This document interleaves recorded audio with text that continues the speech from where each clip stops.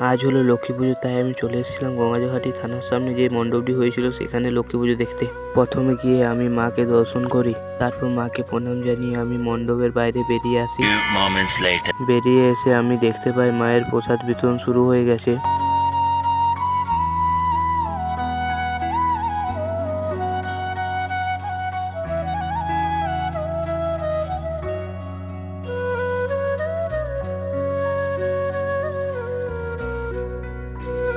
এখানে প্রচন্ড ভিড় হয়েছিল, ঠিকভাবে খাওয়ারও সময় পাচ্ছিল না ভক্তরা।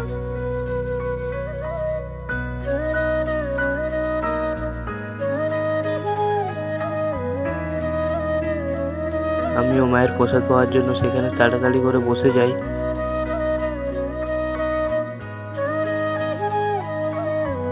তারপর আমাদেরকে পাতা দিয়ে যায়।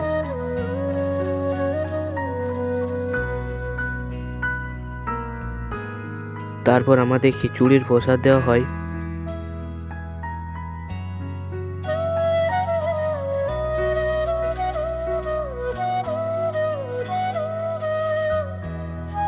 তারপর দেওয়া হয় চাটনি।